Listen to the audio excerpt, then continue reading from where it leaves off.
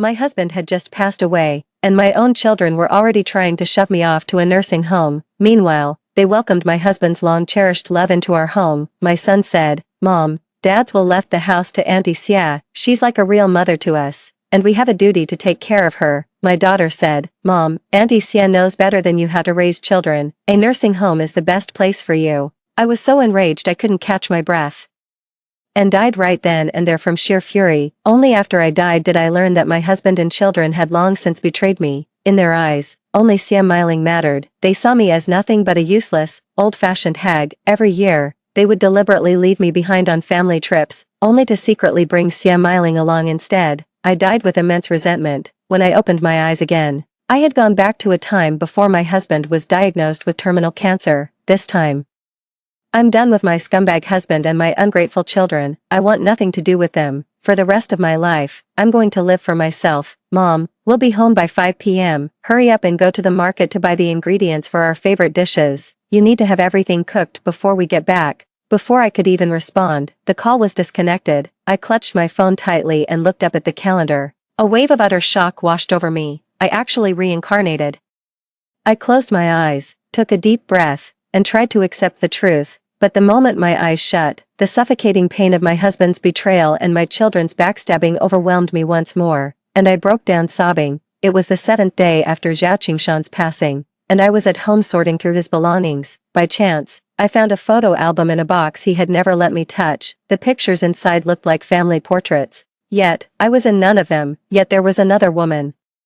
Her hair was silver, and her smile was as gentle as a spring breeze. She carried herself with an elegant grace, her dress a perfect statement of style. She was none other than smiling, the unattainable white moonlight of Zhao Qingshan's youth. A wave of confusion and anger washed over me. I looked closely at the date on each photo. It coincided perfectly with the time of our annual family trip, yet, every single year, I would come down with a sudden stomach bug right before departure, preventing me from going. Who on earth was deliberately keeping me from going? Is it my husband, or my children? As I was lost in thought, my children came home. "Mom, you need to pack your things. I'm taking you to the nursing home." "What do you mean? Why should I go to a nursing home?" I demanded of Zhao Qingyu. His face darkened as he tossed a document at me. "This is Dad's will. It clearly states that this house is to be given to Auntie Xia.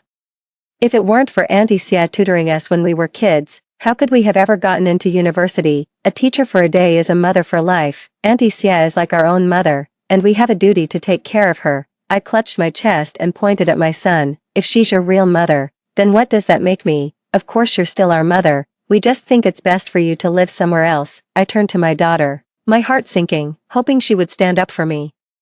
But she just said, "Mom, Auntie Xia is more educated than you. She knows better how to raise a child. A care home is the best place for you now. You all." My heart feels shattered, the pain so deep I can hardly breathe. I tirelessly cared for my terminally ill husband day and night until his peaceful passing. Yet, he had long since written a will, leaving the home we shared to an old flame. My children's heartlessness brought tears that blurred my vision. A wave of disappointment washed over me, plunging me into darkness. I couldn't catch my breath. I collapsed to the ground, dying of sheer rage. As my eyes closed for the last time, I heard them mutter, "What bad luck." A violent knocking at the door jerked me back from the agonizing memories of my past life. I opened the door and saw, it was their whole family returning. Just like every year, they dropped their luggage, told me to sort it out, and then rushed straight to the dining room.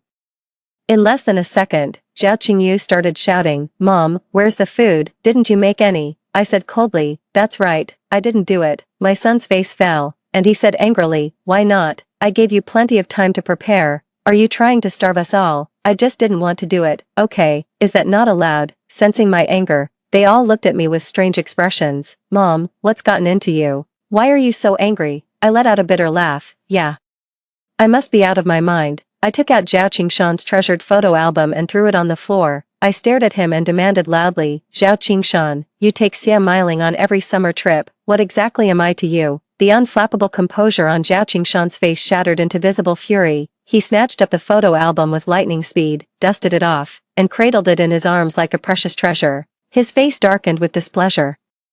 "Who gave you permission to enter my study? Who said you could touch my things?" I let out a short, bitter laugh, tilting my head back to keep the tears at bay. "Zhao Qingshan, you swapped my motion sickness pills for laxatives on purpose, didn't you? You made sure I couldn't go." so you could take Xian Meiling sightseeing instead. Zhao Qingshan was instantly stricken with guilt. He averted his gaze, unable to look me in the eye. Mom, when did you find out? Zhao Qingyu blurted out. Then hastily covered his mouth. I had intended to sound out Zhao Qingshan, but to my surprise, I saw guilt rather than shock on everyone else's faces, so everyone already knew the motion sickness pills were actually laxatives, so no one wanted me to come along. Heartbreak and disappointment turned into a sharp blade, piercing every fiber of my being. My daughter tried to smooth things over. Mom, don't be angry, I glared at her. Not be angry, should I be grateful you slipped me laxatives? My son said impatiently, Mom, Auntie Xia treats us like her own children, she tutors us for free, without any conditions, we owe her a huge debt of gratitude, taking her on a trip is the least we can do, can you please stop being so unreasonable? The expressions on Zhao Qingshan and Zhao Huiman's faces were proof enough that they agreed with Zhao Qingyu. Trembling with rage, I said, fine, from now on, Xia Meiling is your real mother, if you want to eat, go ask her to cook. I turned and went back to my room, packed a few things quickly, and came back out. Zhao Qingshan, I want a divorce. Lu Yue, it's just a trip, is it really that big of a deal? We'll take you next time, you're 57 years old, stop making a scene. Put down your luggage and go make dinner. Exactly, my children chimed in from the side. Auntie Xia never had any children of her own, we only took her on the trip because we were worried she might get depressed, we were just trying to do a good thing. Mom, stop this nonsense and go cook, the whole family is starving. I'm making a scene, was raising them not a blessing in itself, was I born just to sacrifice everything for them? Why should it be? I am a person, not their slave. At this moment, I am truly grateful to the heavens for granting me a second chance, allowing me to see their true, ungrateful nature with absolute clarity. I shook off Zhao Qingshan's hand and glared at him. I'm not being unreasonable, I am determined to get this divorce, perhaps because I've always been so compliant. My sudden outburst made them think I'd lost my mind. Dad, just let her go, Zhao Qingyu said, his patience completely gone. Where's an uneducated old country woman like her supposed to go without us? She'll wander around for a bit and come crawling back. Exactly, Mom's 57, what use is an old woman like that to society anyway? Her only job is cooking at home. If she won't cook, we'll just order takeout. It's not like the world stops turning without her. My heart grew colder and colder, just as I opened the door. My grandson suddenly called out to me, Grandma, are you really leaving? I practically raised this grandson of mine since he was born, and I poured all my love into him. I wanted to tell him to be a good boy, that I'd come back to see him, but before I could say a word, I saw him clapping his little hands excitedly. Great, pretty Granny can come live at my house. Grandpa, Mom, Dad, and Auntie don't like Granny, they say she's old-fashioned. I don't like Granny either, she's mean, she won't let me have candy. But pretty Granny will buy me candy and ice cream. I like pretty Granny the most. I scanned the faces of everyone in the room. They all looked guilty at first, but quickly regained their composure. It's clear they often speak ill of me behind my back. Good, I can leave without any regrets now. That's right, your lovely grandmother will be moving in here soon. I checked into a hotel nearby, dragging my suitcase along. I gazed out the window at the sea of twinkling lights from countless homes. Memories of the past began to surface in my mind. Unbidden, back then, my family lived right next door to Zhao Qingshan's. I was 3 years younger than Zhao Qingshan, and from a very young age, I admired this diligent, studious older boy next door. I know he used to date Xia Meiling. That year, my uncle the village head celebrated the birth of his grandson and held a feast for the villagers. Zhao Qingshan's father, who had a drinking problem, had way too much to drink. On the way home, he accidentally fell and broke his leg. His mother had always been in poor health and stayed at home to recuperate. With the family's income suddenly cut off, Zhao Qingshan had no choice but to drop out of school and find work. It was at this very moment that Xia Meiling broke up with him and moved with her family to the provincial capital. I actually had the chance to continue my studies. I have no idea how Zhao Qingshan figured out I had feelings for him. He even took the initiative and proposed to me. I was so love-struck back then. Even though my family warned me he only wanted to marry me so I could take care of his sick parents, I went ahead and married him without a second thought. Knowing how much he longed to continue his studies, I gave him my entire dowry so he could go back to school. He made us proud by getting into the best university in the province. Faced with a high tuition, he wanted to give up, but I encouraged him not to. As for the tuition and living expenses, I told him I'd figure it out. I set up a wonton stall on the street. With that stall, I not only supported Zhao Qingshan through his studies without burden, but also cared for my in-laws with dignity until their passing. But I only have 2 hands. After all, I could manage the business or look after the 2 kids, but not both. Their grades were suffering. That was the most critical period for Zhao Qingshan to secure his position as a university lecturer. So he couldn't help the children with their homework either. So Zhao Qingshan went to a tutoring center to find a teacher. I unexpectedly ran into Xia Meiling again. Xia Meiling's life had taken a turn for the worse. Her family gambled away their fortune, and right after graduation, her father married her off for a bride price. She was married to an abusive man who beat her so severely she was left infertile, leading to a divorce lawsuit. After I sent my children to her for tutoring, their grades really improved. I was so pleased that I often invited her over for dinner. At the dinner table, my children always knew exactly which dishes to serve to Xia Meiling. Looking back now, the way she and Zhao Qingshan looked at each other, whether intentional or not, was particularly unsettling. A pair of old scumbags were making eyes at each other right under my nose, and I was completely oblivious. I even kept thinking of Xia Meiling as a dear, kind-hearted sister. I must have been blind and brainless. Having lived for 57 years, I feel like I've wasted my life. I don't know how much time I have left, but I'm certain I won't live this wretched life any longer. I want a divorce as soon as possible, and I'll take what's rightfully mine. As for those ungrateful wretches, since they've chosen Xia Meiling, let them be one happy family. Zhao Qingshan already has terminal cancer. It was only a matter of time before it was discovered. Don't you dare think I'll wait on you hand and foot in this lifetime. I hired a divorce lawyer. With her help, I first filed for divorce and then mailed the divorce papers to Zhao Qingshan. In less than a day, Zhao Qingshan called me. Yue, are you really divorcing me? Please don't be like this. Okay, Meiling and I have always been completely innocent. If you want to go on a trip, I'll take you right now. Just you and me. I snorted coldly.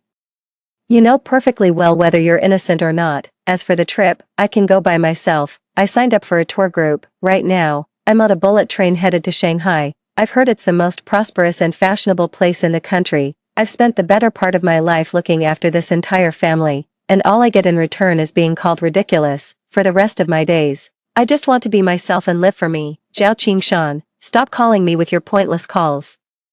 All I want now is a divorce from you, so hurry up and sign the papers. I hung up the phone and blocked his number. In less than a minute, my daughter Zhao Huimin was the first to call me. Mom, how could you bring up divorce at a time like this? You know perfectly well I'm not married yet. If people find out our family is in turmoil, my value on the marriage market will plummet. If I end up marrying into a bad family, it will be all your fault. I didn't reply with a single word. I just hung up and blocked her number. But the moment I hung up, Zhao Qingyu called me as well. I knew he wouldn't have anything nice to say, but I was morbidly curious to hear just how much worse it could get. Mom, have you lost your mind? Asking Dad for a divorce. What are you even trying to do? Do you want to humiliate both him and me? What will you eat and drink without us? Are you planning to go back to selling wontons on the street? Do you think you're still young? You don't have the stamina for that anymore. I shot back, furious and hurt. Zhao Qingyu, don't you forget, it was my wontons that put food on the table and raised you. Without my wontons, your father never would have made it through university, and you would have starved to death long ago. On the other end of the line, Zhao Qingyu was silent for a moment before speaking again. So what? That doesn't change the fact that you were the one who schemed to break up Dad and Auntie Xia. If it weren't for you, Auntie Xia would be our real mother. What are you saying? That I broke them up? Isn't that exactly what happened? Auntie Xia said it herself. Back then, you had a thing for my dad, so you got your uncle, the village chief, to get Grandpa drunk on purpose. He fell and broke his leg walking home in the dark, lost his ability to work. That's why the Xia family objected to Dad and Auntie Xia being together. So what if my sister and I prefer Auntie Xia? She's cultured and reasonable. She has vision and wisdom, not like you, who only knows how to peel garlic and gut fish, haggling over every cent for a piece of cardboard. Do you have any idea how embarrassing that is? Dad's a university professor. Are we really that hard up for a few pennies? My heart was calm. Their insults couldn't hurt me or make me feel cold inside anymore. I don't even want to explain anything. They'll only ever believe what they want to believe anyway. Since I disgust you so much, you should be all the more eager to convince your father to sign the papers. That way, your precious Xia Meiling won't end up as the shameful other woman. With that, I hung up the phone and blocked his number.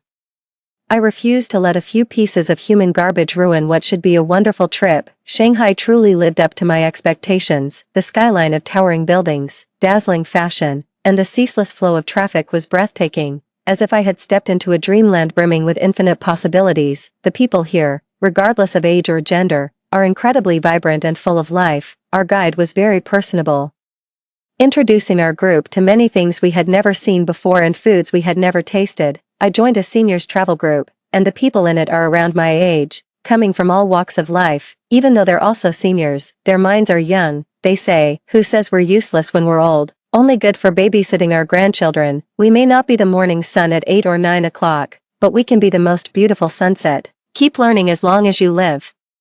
As long as there's life, there are endless possibilities. I really enjoy talking with them. They don't look down on me for being old-fashioned or uneducated. They've helped me feel like I've found myself again. I don't need to sacrifice everything for others anymore. I can just live for myself. My worth is defined by the value I place on myself, not by the passing judgments of others. After 3 days in Shanghai, our guide took us to Wuzhen and then to Shaoxing.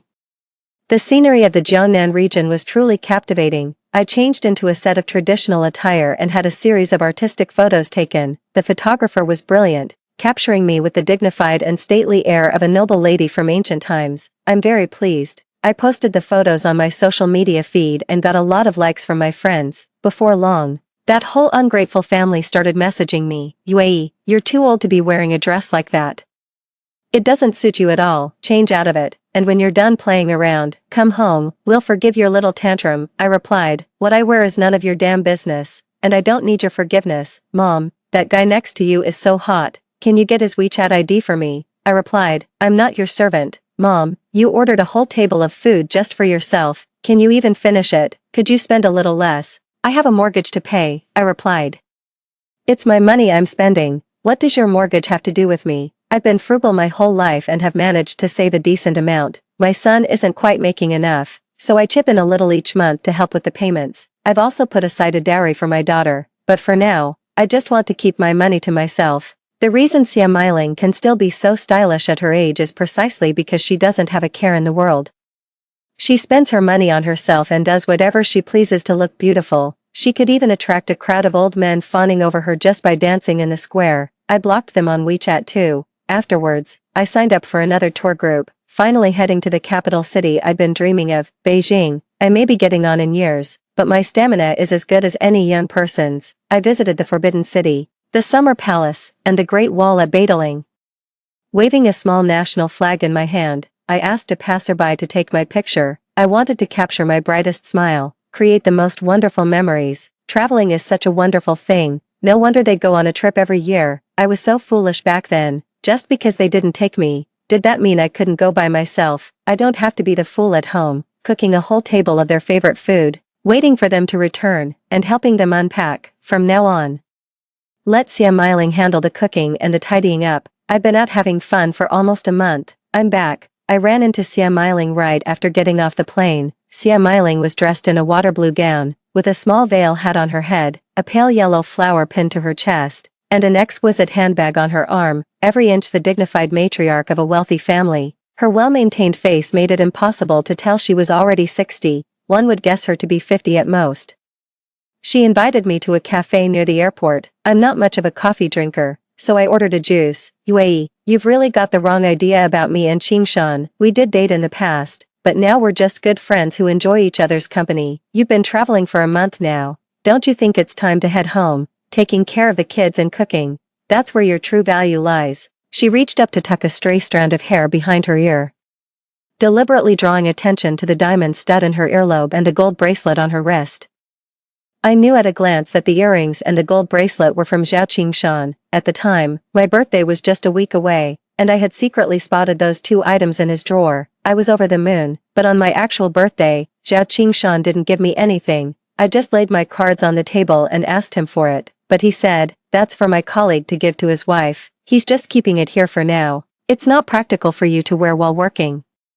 And you'd be heartbroken if you lost it." Xia Meiling was deliberately showing off, trying to get a rise out of me. "It's pointless, I don't care. How I choose to define my worth is none of your concern. I feel sorry for you, though. After 60 years on this earth, you're in your twilight years and have stooped to being the other woman. I wonder if your students would laugh at you behind your back if they knew." Xia Meiling used to be a teacher at a private tutoring center. Later, after Zhao Qingshan became a renowned professor and made many influential connections, He pulled some strings to get Xia Meiling a teaching position at the city's No. 1 Central Primary School. At her age, she still went and campaigned for the title of the city's most beautiful teacher, precisely because she was the oldest contestant. She garnered a lot of attention and votes. You're the third wheel. If I hadn't broken up with Qingshan back then, you wouldn't even be in the picture. She was furious, she was flustered. I replied calmly, then why did you break up with him in the first place? Wasn't it because you were a gold digger who couldn't handle a little hardship? Since you parted ways amicably back then, what's with all the sneaking around now? You and Zhao Qingshan are two of a kind, both trash. You, Xia Meiling, beside herself with rage, threw her coffee at me. I immediately poured the juice over her head and slapped her for good measure. Xia Meiling screamed. Lu Yue, if you have a problem, take it up with me. Why target Meiling? She's innocent. You must apologize to her. I hadn't expected Zhao Qingshan to show up at such a perfect moment. Seeing there was still a bit of juice left in my cup, I flung it straight into Zhao Qingshan's face without a second thought. Zhao Qingshan, you're blind and clueless. Couldn't you have checked the security footage to see if she's innocent or not? Whatever. Now's not the time to get into this with him. Him showing up on his own actually works for me, saves me the trouble. Have you signed the divorce papers? I won't sign it, and you need to stop making wild assumptions about my relationship with Meiling. There's nothing improper between us. He sighed, took my hand, and said, Yue, you've had your fun. It's time to settle down and come home with me. Everyone misses your cooking. I let out a cold, derisive snort. Do you think I'm some kind of doormat? Why on earth should I go back and cook for a bunch of ungrateful wretches? I shook off his hand and pulled several photos from my bag. And you call this innocent? The photos showed Zhao Qingshan taking Xia Meiling to a jewelry store, Zhao Qingshan taking Xia Meiling out for a candlelit dinner, and even Zhao Qingshan holding Xia Meiling in a kiss. There were even more intimate photos. With a gasp, the two of them hurriedly gathered up the photos to prevent anyone else from seeing them, lest they both ruin their reputations. Lu Yue, you hired someone to take these photos of us. Surveillance. Don't use that word. If you two hadn't been sneaking around in the first place, how would the private investigator I hired have gotten the chance to capture so many revealing photos? Yes, I've been traveling, but it hasn't exactly been a vacation. Before I left, I hired a reputable private investigator to look into everything Zhao Qingshan and Xia Meiling have been hiding from me, both past and present. It was a precaution against that hypocrite Zhao Qing, who wants to have his cake and eat it too, dragging his feet on signing the papers. I knew it. I called it.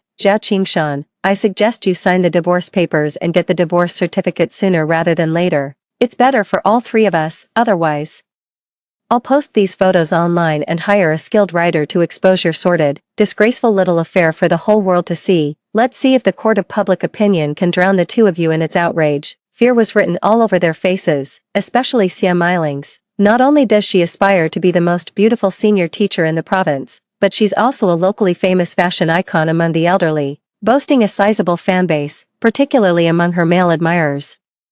Several elderly gentlemen have tipped her tens of thousands. If her public persona were to collapse, the consequences would be immeasurable. Brother Qingshan, what should we do? A single tear from his old flame sent Zhao Qingshan into a panic. Zhao Qingshan, who had come to coax me back with a submissive air, now looked utterly heartbroken. Lu Yue, you've gone too far. Fine.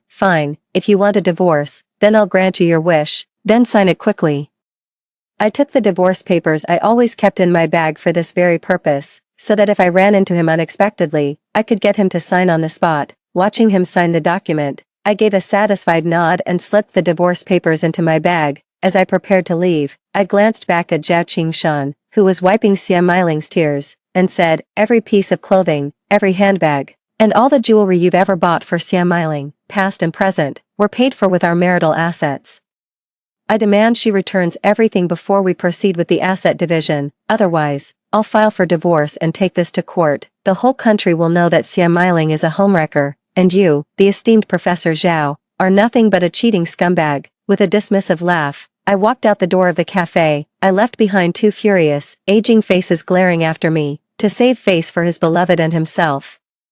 Zhao Qingshan cooperated fully with all the subsequent divorce proceedings. Soon enough, the day arrived for them to collect their divorce certificates. That day, at the entrance of the Civil Affairs Bureau, Zhao Qingshan was dressed in a well-fitted suit, while Xia Meiling wore a festive red cheongsam, the two of them walking hand in hand. Trailing behind me were my ungrateful children. Yue, this was your own choice. If you have a hard life from now on, don't you dare complain.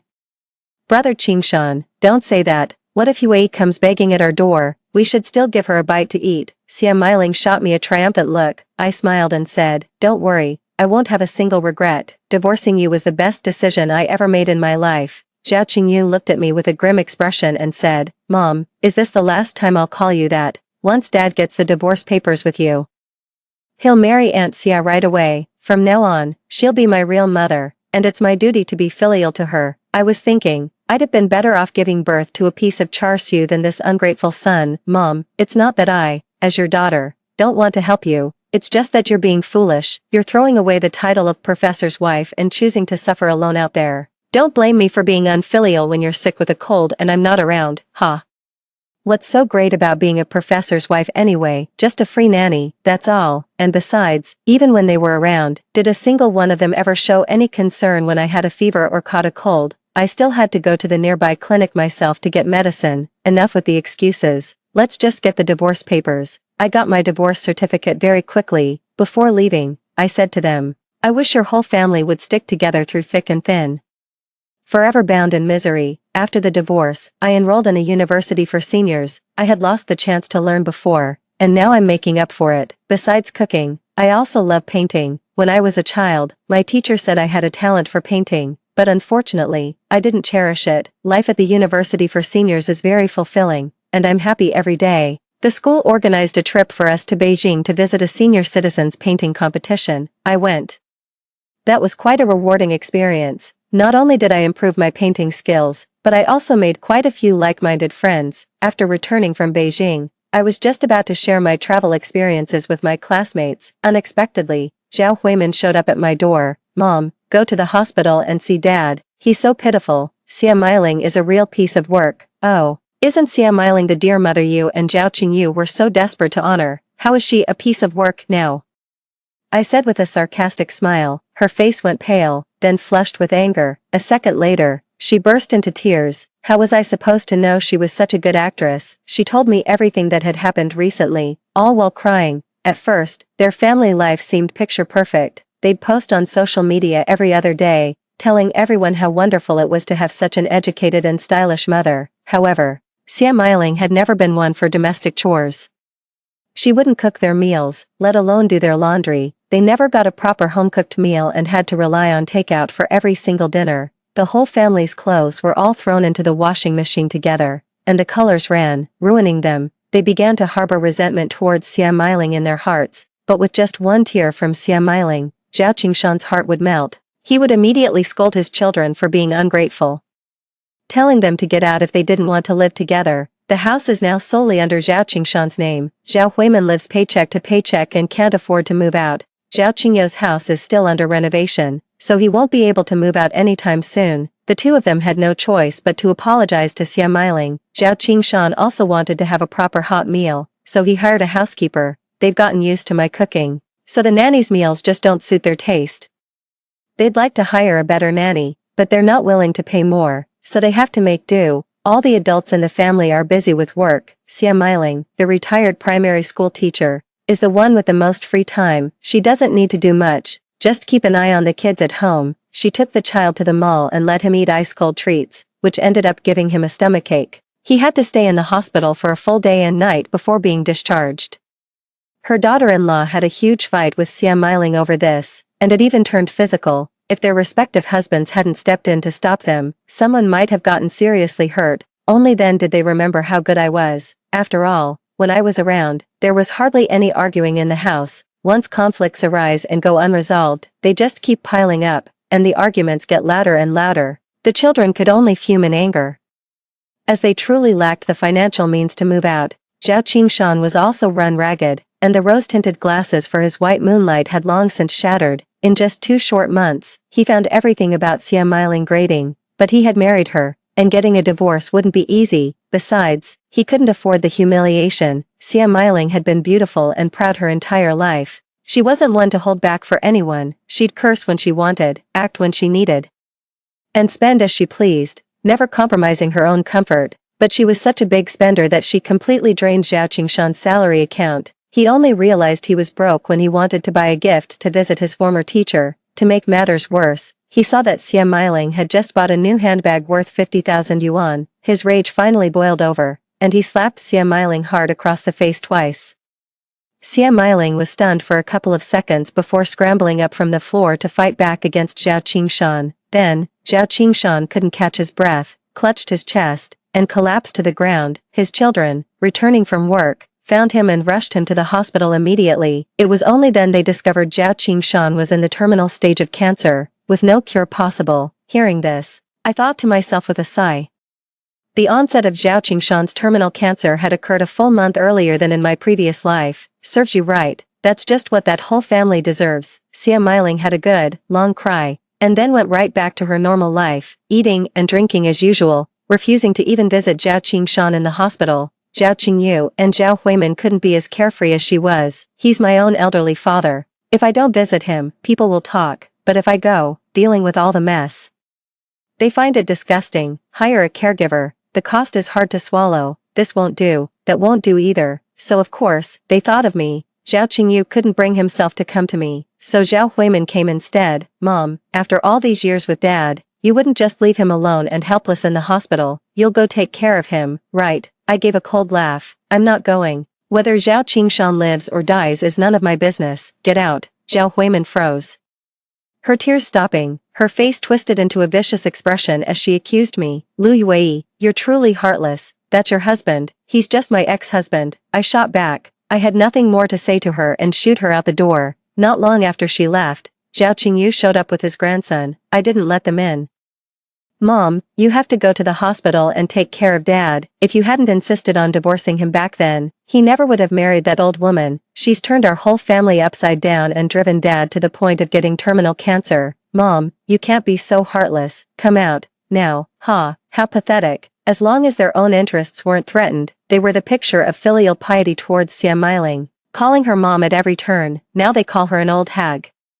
Utterly despicable. When I didn't respond at all, he sent his grandson to try and sweet-talk me. Grandma, I miss you. Please open the door. I'm not your grandma. Get lost, and take your father with you. Mom, don't be so ungrateful. You'd better come with me right now, or you'll never set foot outside again. The moment you try, I'll drag you straight to the hospital. Failing to get his way, Zhao Qingyu flew into a rage. He started kicking and pounding on my door, all the while hurling threats, but I had already dialed 110 and reported him for disturbing the peace. It wasn't long before he and his grandson were taken to the police station. My life is peaceful again. As the days go by, my life as a university student in my later years just keeps getting better. It's just that, from time to time, Zhao Qingshan's students come to persuade me to go see him. I really don't want to go, but they said that Zhao Qingshan's time was running out. Come to think of it, it was indeed close to the day of his death in his previous life. All right then. Consider it seeing him off on his final journey. Arriving at the hospital, I walked into that ward once more. Zhao Qingshan's gaunt frame and the stark furnishings of the hospital room almost made me believe I was still living in a past life. Yue, he called out to me weakly. Are you doing well now? You look more and more beautiful. It's as if I'm seeing the you from your youth. Back then, we were poor, but our bond was strong and we were truly happy. Yet, I didn't cherish it. As he spoke, he began to cry. I'm sorry. I'm so sorry. I realize now that you're the one I love most. It's all Xia Meiling's fault for leading me astray. She's not the kind of woman you build a life with.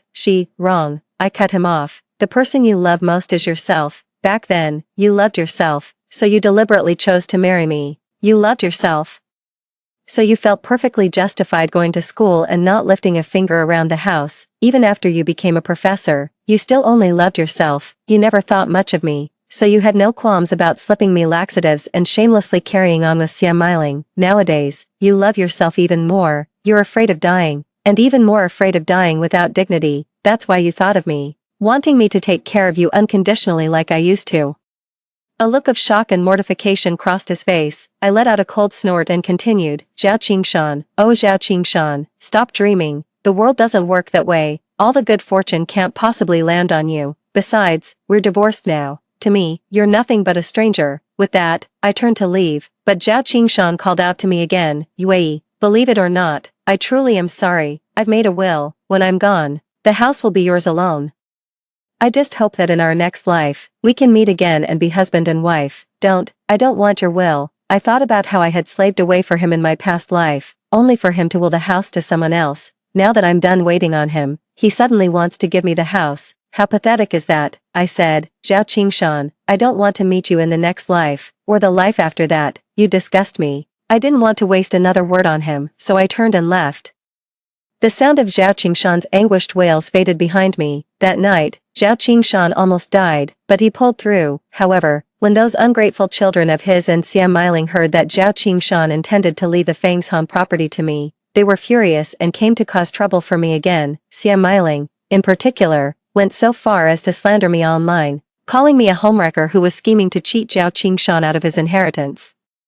Uninformed netizens tore me apart online and even threw rotten eggs at my house. But I am not the person I used to be. I may not know how to fight back, but I have money. I hired college students who know their way around the internet to publish my life story online. They've hired another wave of paid trolls to aggressively manipulate the online discourse. By now, everyone knows Xia Meiling is the shameless homewrecker. Even her former students have come forward to denounce her.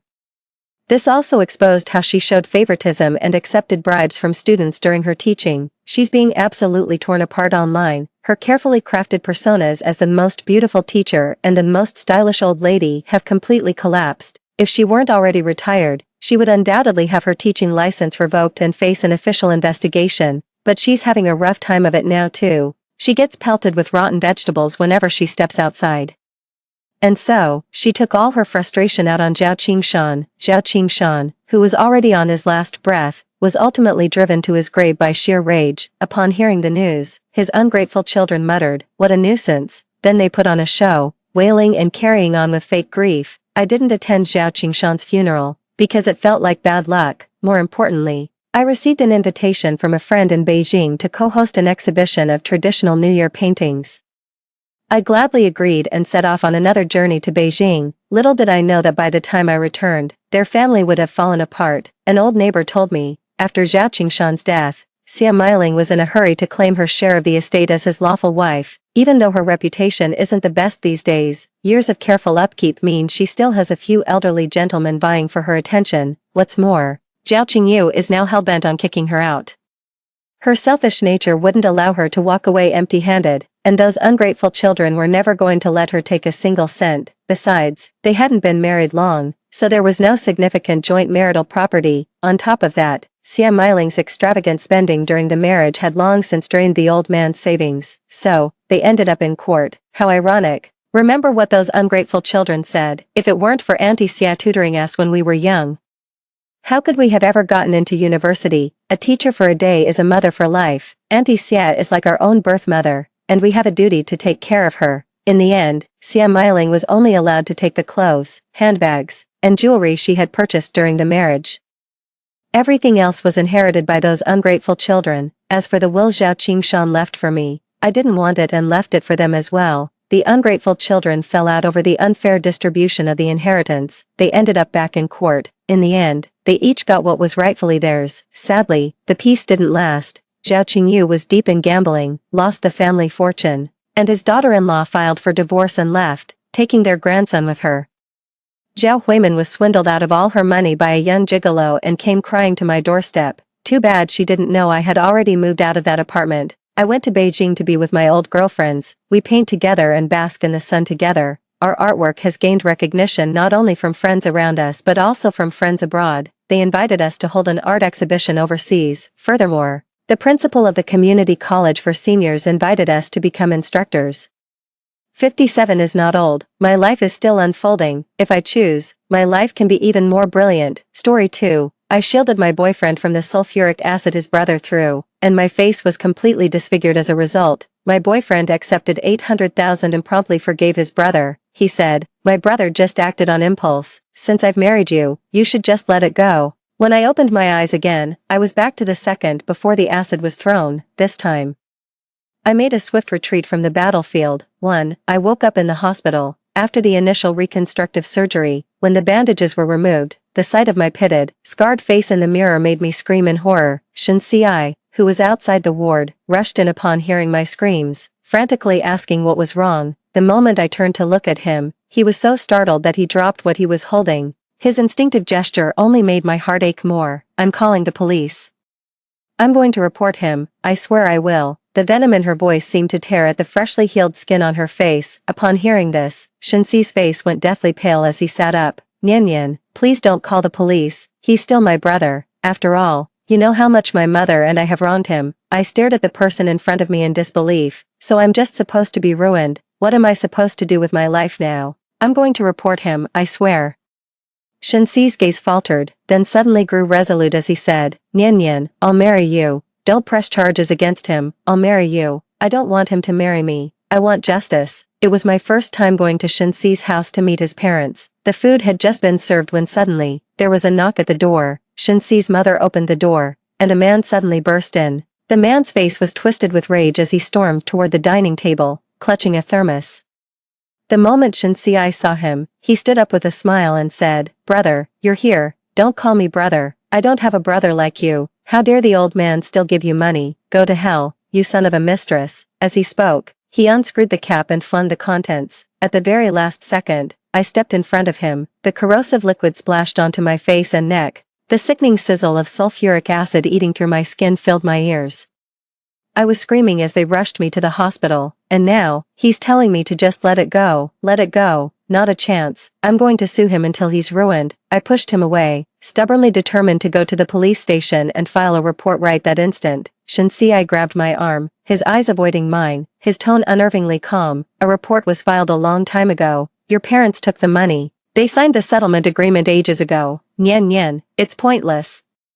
It felt like a blow to the head. A profound sense of betrayal ignited my rage. I turned around, only to find him looking down, our eyes meeting in that awful moment. Besides, Nian, he's been paying for everything, from your hospital stay to all the treatments. We can't afford to sue him. A chill ran through me, as if I'd been plunged into an ice cellar. My face seemed too painful for him to look at. He averted his gaze, his arm gripping mine tightly, yet his voice was laced with heartache.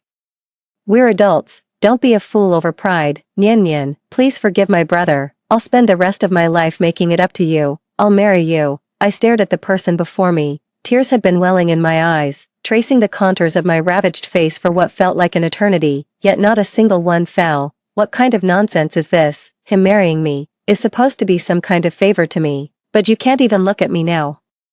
He turned and pulled me into his arms in one swift motion. Nian, I've wronged you for a lifetime. Please, give me a chance to take care of you. In the end, I married Shenxi. After I had that argument with him, my mother stormed into the hospital. When I turned and saw her, she froze completely for a couple of seconds. Then, she pointed at my face and started screaming at me. You should count yourself lucky to have found someone like Xiao Shen. Have you even looked at yourself lately?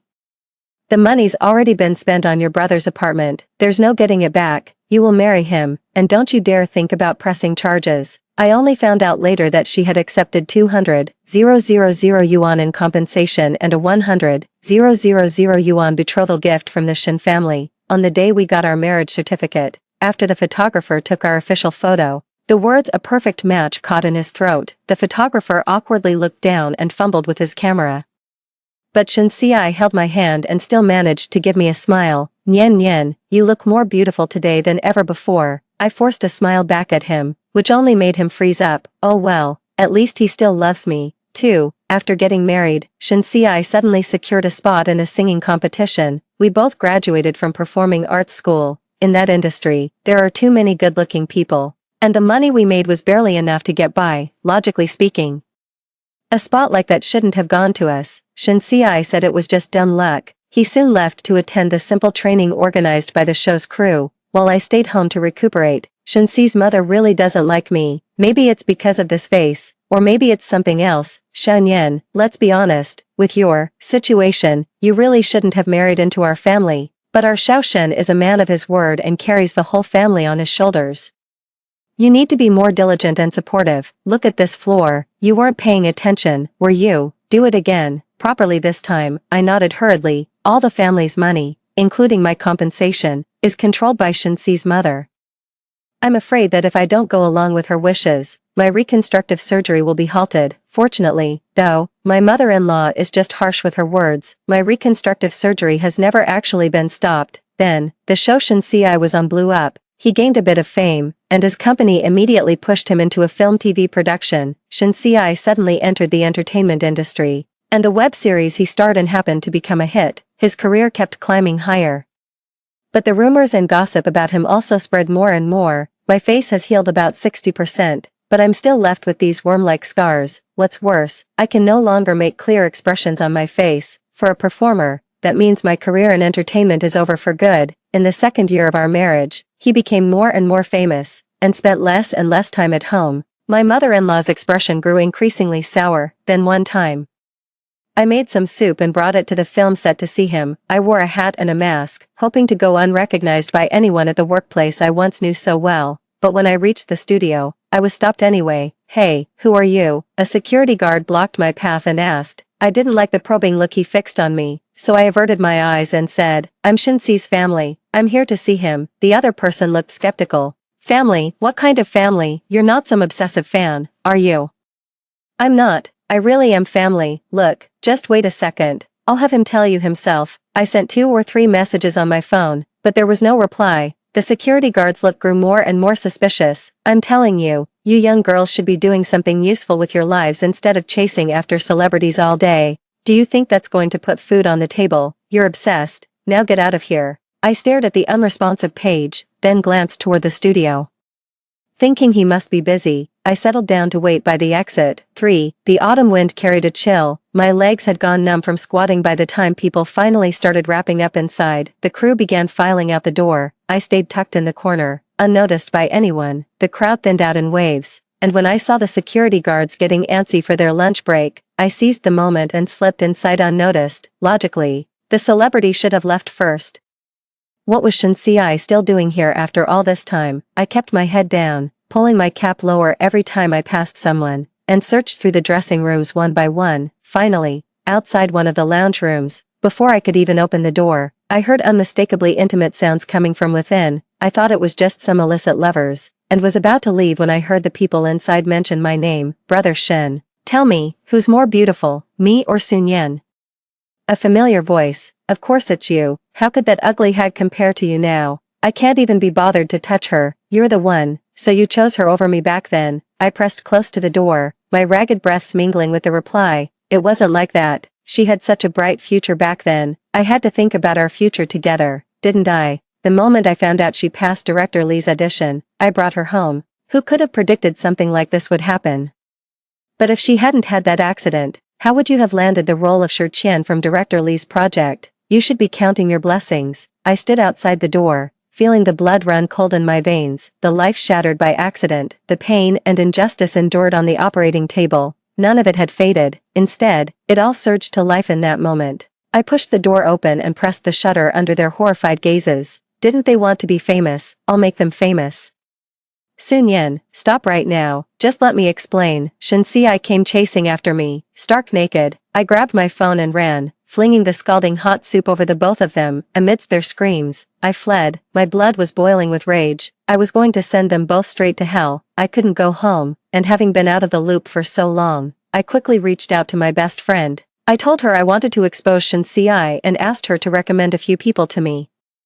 As soon as Mang Yuan heard, she promptly arranged a meeting spot for me. On the drive there, a massive truck came barreling down the road, heading straight for me as I waited at the red light. I closed my eyes at the last second. After a tremendous crash, I found myself standing on the sidewalk. I died. Only after my death did I learn the truth. The truck driver had been bribed by Shinsi. Mang Yuan had tipped him off, and afterwards, she even took a cut of the 1 million hush money. After I died, they threw a lavish funeral. Shinsi put on a show of being utterly grief-stricken, which successfully garnered a wave of public attention and earned him the online title of the devoted, loving husband. Netizens even dug up photos of me, disfigured, going to the hospital for checkups. They expressed disgust at my appearance, saying I must have saved the galaxy in a past life to have been so lucky. Marrying Shinsi and having such a wonderful mother-in-law, they climbed the ladder of success. Stepping on my very bones and blood, I had been following them all along, seething with a hatred so deep I wanted to skin them alive and drink their blood, right up until Shinsi and Wenqing's wedding of the century. It was in the bridal suite that Shinsi finally confessed. His brother had given him 800,000, he used 500,000 to buy his own competition slot, and from the remainder, he only spent 100,000 on my reconstructive surgery. The sight of her makes me sick. Thank God it wasn't my face that got ruined. Sun Yan brought all of this on herself. Consumed by bitterness, I swore that if I got another chance, I'd make sure he tasted the same medicine. When I opened my eyes again, I was suddenly back at the dinner table.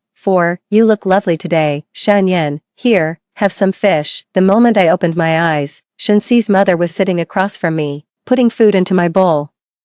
A tender piece of fish belly was placed in my bowl. This was definitely not the kind of treatment I expected after getting married. I looked around and saw Shenxi sitting beside me, beaming with a smile. What's wrong? Why are you spacing out? I suppressed the hatred in my heart, a bold idea taking shape. I'd been reborn on the very day I was supposed to meet Shenxi's mother. Suddenly, the doorbell rang. That's probably a delivery, I'll go check. Shenxi's mother put down her chopsticks and immediately got up to answer the door. What's wrong, Nian Nian? I looked at the insincere smile on this person's face, shook my head, and subtly shifted my body to the side. Peel a shrimp for me, will you? As soon as I said it, he happily took the plate. My eyes immediately fell on the gift box beside the dining table. The size is just right, perfect for self-defense. A commotion erupted at the door, exactly like in my past life. Shenxi's brother walked in, sitting in his chair. Shenxi, holding a half-peeled shrimp, smiled and asked, "Brother, what brings you here?" Amidst the furious shouts, the corrosive liquid flew straight towards him, quick on my feet.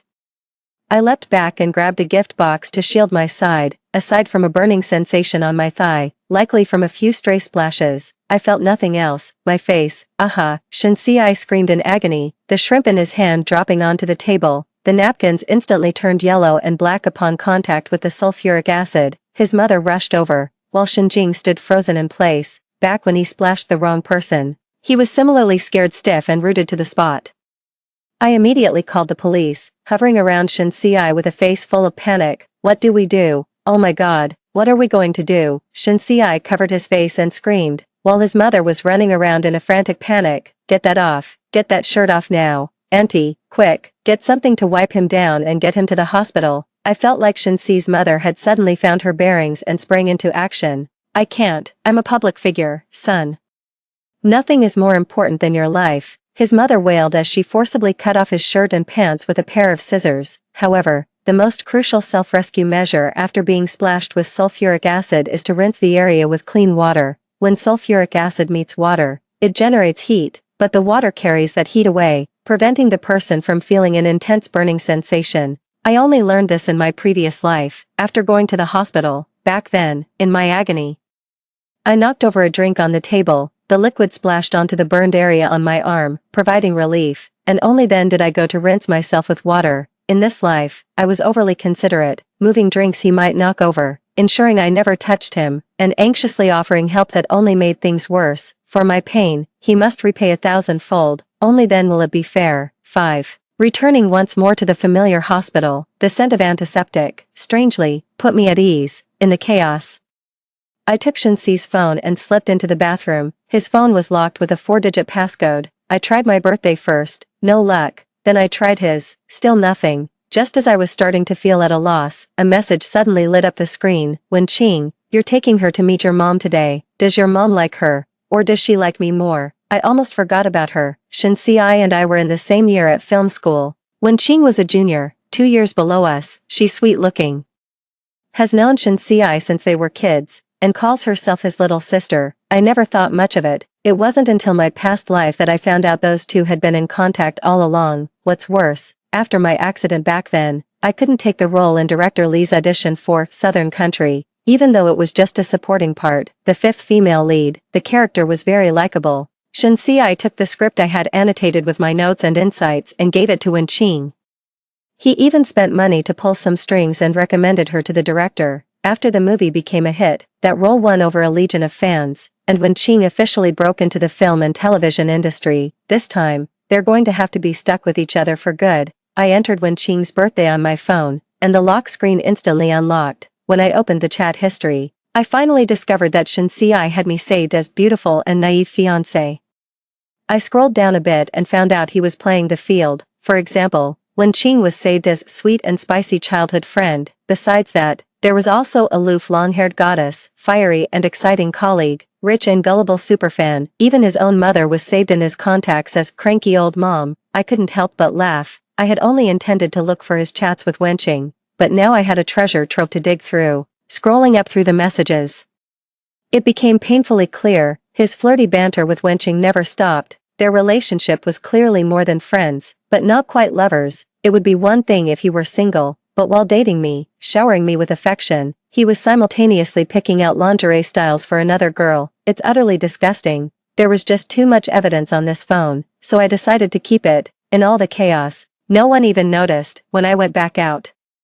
The police had already arrived at the operating room door and were questioning Shin's mother. "Officer, you have to get justice for my boyfriend. He's an actor. This will ruin his career. You can't let him get away with this." I was sobbing hysterically, even more distraught than his own mother. Seeing my state, the officer quickly helped me up and tried to console me. "Mrs. Shin's expression darkened.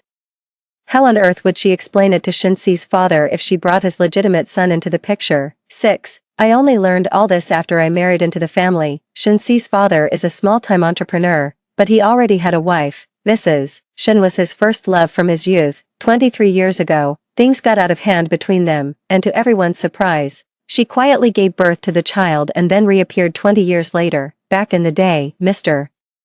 Shin's business largely relied on his wife's family. Now, seeing that he's firmly in control and his younger son has turned out decently, it's no wonder they've reconnected. So, when Shin Jing, the son from the first marriage, happened to see Shinsi's bit part on TV, he was so filled with resentment that he wanted to ruin his face. In my past life, I was the one who got ruined. To avoid having her first love's son prosecuted, she was even willing to hold her nose and let me into the family. Now, with her own biological son, it seems she's taking a similar approach. "Officer, I am Shinsi's mother. Xiaosu isn't officially part of the family yet, so this matter should be discussed between us." "Mom, what are you saying? Just because you were the other woman, does that mean the first wife's son gets to bully Shinsi however he pleases? No wonder Shinsi told me you've always been fawning over Shinjing. Have you no conscience? Your own son is lying in there." My outburst, packed with too much information, drew frequent glances from the people around us. Shin's mother was instantly flustered. "What nonsense are you spouting? Shut up. What does our family business have to do with you?" "What do you mean? What does it have to do with me? Shinsi told me everything. You're his biological mother, yet you always side with Shinjing whenever he starts trouble.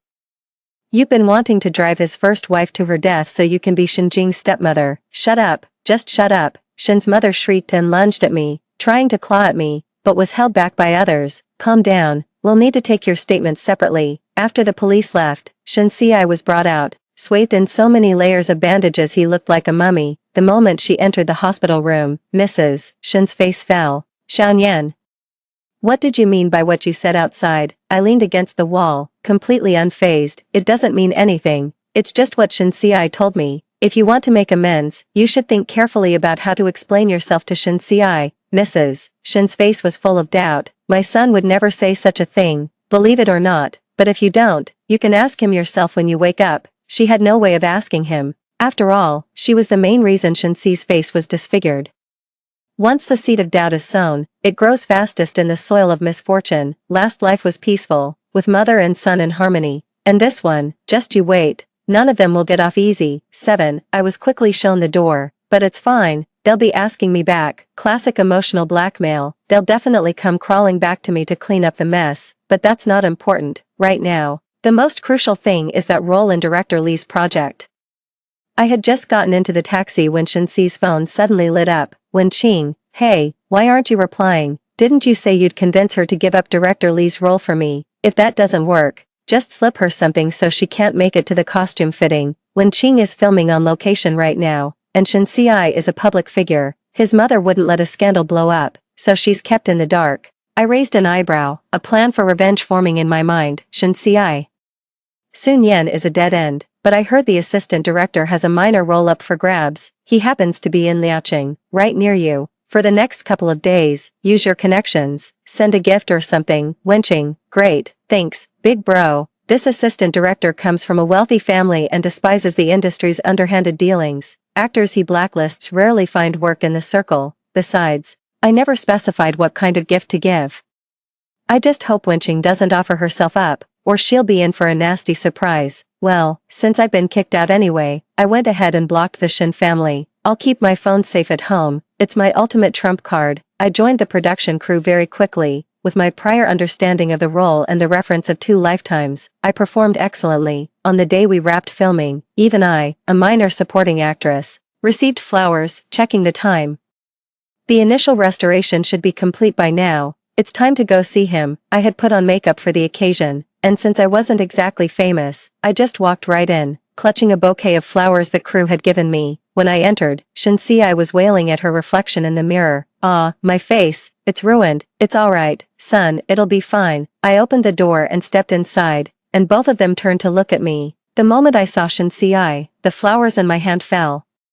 I did it on purpose. I saw the hurt and pain in his eyes as clear as day. Feeling a bit awkward, I picked up the flowers and said, trying to smooth things over, "As long as you're okay, so you finally decided to show up. Where have you been all this time?" As soon as Mother Shin spoke, I rolled my eyes without a care. "Son, look at her attitude, just look at her. I have to work. Besides, when Auntie kicked me out, didn't she tell me never to come back?" Shinsi saw the bouquet of flowers, complete with a standing card that read, "Congratulations on wrapping up. You went to act in Southern Country." "Yeah, after your mom kicked me out and said we were through, I figured if love was gone, I'd better focus on my career." "How could you just go back to work like nothing happened after what I've been through? Do I even mean anything to you?" I couldn't help but laugh at the sight of this man before me, his face contorted and pockmarked. In my past life, after the incident happened to me, he rushed off to join the film crew right after we got our marriage certificate. The time we actually spent together could be counted on 2 hands. How dare he ask me that? "And what about you?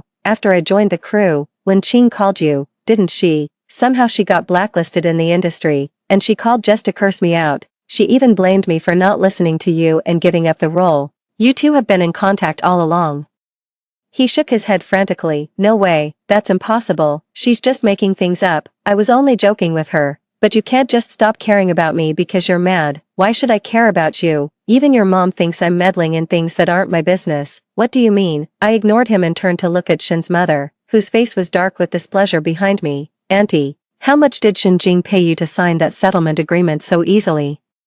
Shinsi is your own son. Aren't you going to seek justice for him?" 8. "Mom, Nyen Nyen, what does this mean? What settlement agreement? You signed it." "No, listen to me, dear, your mother had no other choice." As Mrs. Shin scrambled to explain, I chimed in, thoroughly enjoying the drama. "Exactly. After all, with Mrs. Shin on her deathbed, you're just rushing to become someone's stepmother once she's gone. How could you possibly blame your future stepson for that?" "Right, Auntie."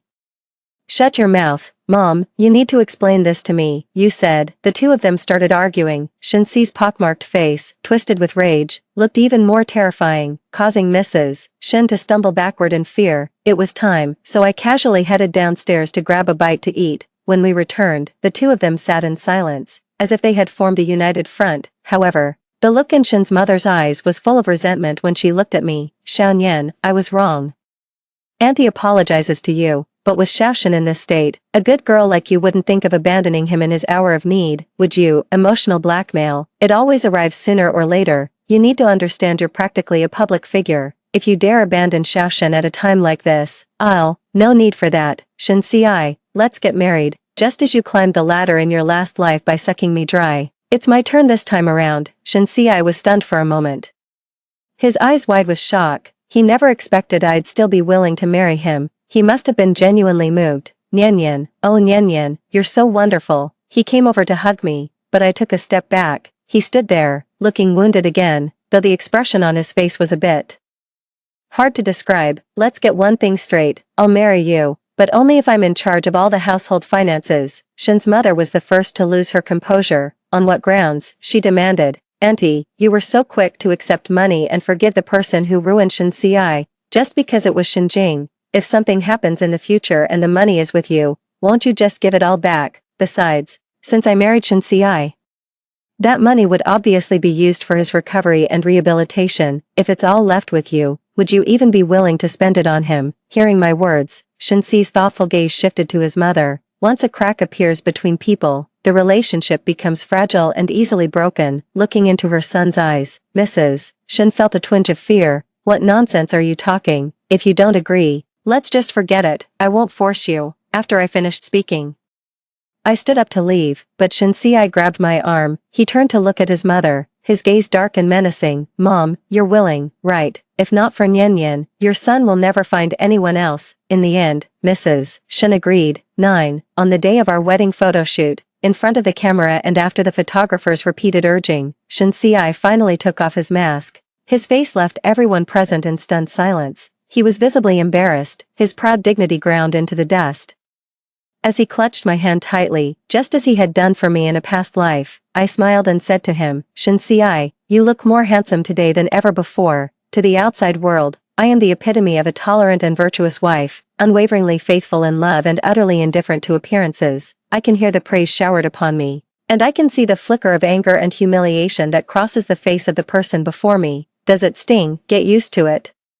It wasn't until after we got the marriage certificate that I finally started taking stock of the Shen family's assets. To my surprise, the Shen family's total assets amounted to a staggering 2 million. That was way more than I had ever imagined. For this settlement, not only did Shen Jing fork over $1 million, but after hearing about it, Shen Si's father also chipped in an extra 500,000 in compensation. On top of their family savings, which might not even be the full amount, there's also this apartment. Not bad at all. With all the money in my hands, I didn't hesitate to replicate his path to fame. This time, I spent 800,000 to secure a better spot for myself, and I also used the funds to actively finance his recovery. Right after getting married, I joined the production crew. Just like in my past life, as soon as the show aired, I gained instant popularity.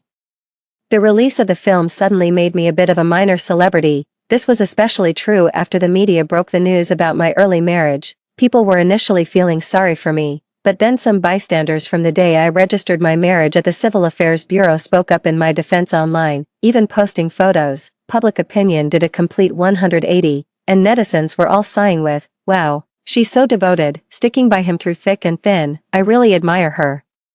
But doesn't that face make her sick? I'd lose my appetite just looking at it. Why can't I ever meet a girlfriend who's this loyal and devoted? I'm a fan now. My reputation was on the rise, and I became swamped with new projects. For long stretches, I simply had no time for Shen Si. Even on the rare occasions I came home, I'd just sit for a moment before leaving again, completely ignoring his attempts to be close. The look in his eyes towards me evolved in stages, starting with gratitude, shifting to a hint of resentment, and finally settling into outright blame. On the off chance I showed him a little kindness, he'd eagerly come closer, but if I let even a trace of disgust show on my face, he'd retreat, wounded all over again. It must have been torture for him, like training a dog, having to face his own reflection every day, then watching me on screen. I control all the household expenses, so even Shen Si's mother has to grit her teeth and put on a smiling face for me. Life is really good like this. 10. Until one day, a message arrived on my phone. Shen Si, Nyen Nyen, I made some soup and brought it to the set to see you. The security guard doesn't believe I'm your husband. He won't let me in. Can you come get me? How familiar. So this is what it feels like when the roles are reversed. I had absolutely no intention of agreeing. Song Yen, my scene partner across from me, chuckled and said, is that the husband our esteemed senior married so young? I said with a helpless look on my face, yeah, he's a bit sensitive and keeps a pretty close eye on me. The people around us pricked up their ears. Is he still keeping tabs on you? Ever since the accident, he's been really insecure. I always have to tell him exactly where I am. Last time, I was late getting home because of work, and he smashed all the plates. A wave of sighs rippled through the crowd. Brother is so inconsiderate. Not like me. I'm the one who really cares about you, sis. What a little schemer, always stirring the pot. Sis, after you finish filming this scene, could you walk me through the next one? Seeing the sly glint in his eyes, I nodded. Of course, work comes first. You're so dedicated, senior. After working for several hours, just as I was finishing up, someone suddenly burst in. Sun Yen, get out here. Are you sneaking around with another man behind my back? You're the one who was supposed to be disfigured, not me. What on earth did you do? You've ruined me. Get out here right now. Hearing his shouts, a sudden thought struck me. It was as if he remembered his past life too. He ran in, brandishing a knife and swinging it wildly, while security guards trailed behind, too afraid to get close. Seeing me surrounded by a crowd, he charged straight toward me. But before he could get near, Song Yen, suspended on wires, kicked him flying. The knife clattered to the ground, and he was quickly subdued. He understood all too well the importance of reputation in the entertainment industry. Perhaps remembering his past life and unable to accept the fall from grace, he wanted to destroy me too. he shouted hysterically, "You're the one who should be disfigured. It's you. You must have done something. How could you do this to me?" With just a few words from him, the people around us were looking at me with complicated, judgmental gazes. He was taken to the police station. I waited until the dead of night to bail him out. On the way there, I knew someone was secretly filming me. 11. First thing the next morning, the story blew up on the hot search list. The video was posted online. My Weibo account was flooded. "This is seriously disturbing. Isn't this just profiting from someone's tragedy?" At Sun Yan, care to explain why he said you're the one who should be disfigured? Hold on, everyone. Sun Yan's husband, Shen Si, is also in the entertainment industry. Could this be a calculated move? Climbing the ladder by stepping on her own husband, that's ruthless. Everyone believed his breakdown was genuine. As part of a marginalized group, he easily garnered widespread support. That's just the way the world works, everyone said. He suffered so much, why would he lie? After all he's been through, how could he possibly be the bad guy? I hadn't said a word.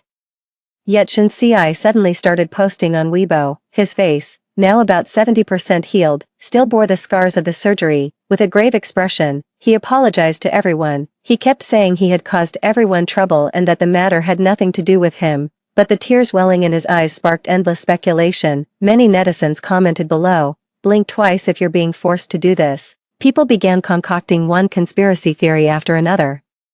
Riding the wave of attention, he even filmed a public service announcement for people with disabilities. "Things are pretty much over between him and me." The night he made bail, the first thing he said to me after getting in the car was, "You've got some nerve, Sun Yan, taking everything from me. It's so strange. It's like this person has no morals at all. What exactly did I take from you? I have no obligation to shield you from acid, especially for someone as despicable as you."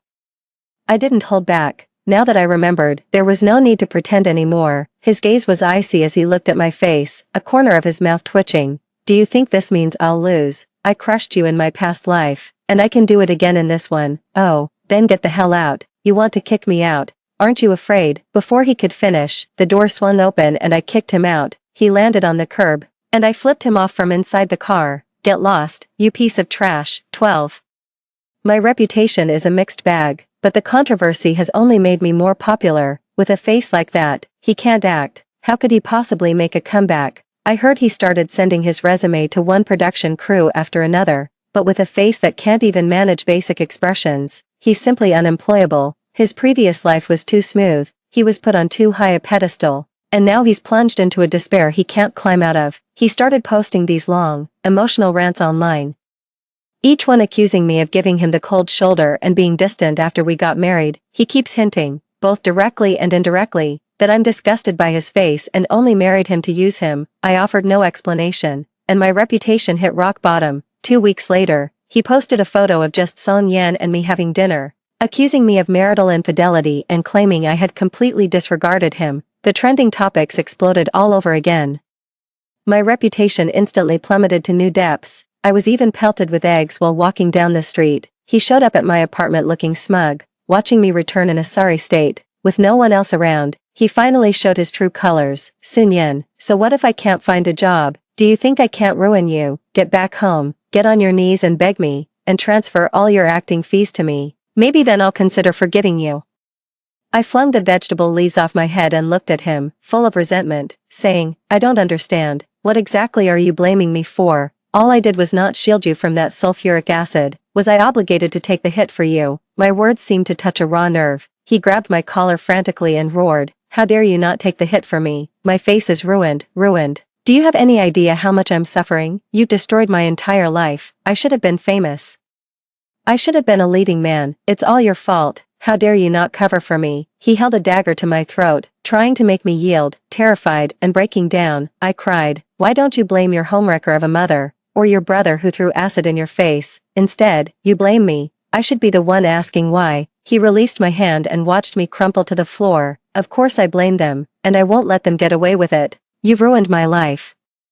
I won't let a single one of you off the hook." As he spoke, he was suddenly tackled to the ground. Police officers emerging from the room, along with assistants holding live streaming equipment, swarmed forward. Shen Si stared blankly at the scene before snapping to his senses and shouting, "It was you, you set me up." "Wait, no, it was Meng Yuan. She deliberately fed me that information to lure me here." He thought that since Meng Yuan betrayed me so easily in the previous life, she would do the same this time, but he forgot. If Meng Yuan could betray me for money, she could just as easily betray him for a higher price. The live stream just now completely cleared my name. For the high-profile crime of breaking and entering with a knife and making threats, he was sentenced to 8 years in prison. 13. The tables have turned. I went public online, disclosing all the financial support I provided to the Shen family after our marriage. Along with proof of every single repair he claimed, I even hired paparazzi to leak all the flirtatious messages from his phone. I gave him a taste of his own medicine, returning every underhanded trick he used on me in my past life. Netizens have been leaving comments under my Weibo post. I've never seen someone so shameless, truly the son of a homewrecker. The sister should just focus on her own fabulous life. I spent all that time ranting, only to find out I wronged an innocent person. I'm so mad. Don't be such a Shen Ci. I just don't get it. His wife is beautiful, earns good money, didn't even hold his disfigurement against him, and spent a fortune on his reconstructive surgery. What on earth is he still unhappy about? He must be out of his mind. Shen Ci was utterly disgraced and publicly shamed, with the entire internet watching. The divorce went through without a hitch. As for the division of assets, please. He was the guilty party who attempted murder. There was no way he was walking away with a significant portion of my wealth. His own father completely disowned him. The scandal was so humiliating that even his mother cut ties. After the phone records were made public, not only did Shen Ci face a torrent of abuse, but the already cancelled Wen Qing was dragged through the mud all over again. Her reputation was in such tatters that she'd probably get pelted with rotten vegetables if she walked down the street. I guess you could call this a different kind of fame.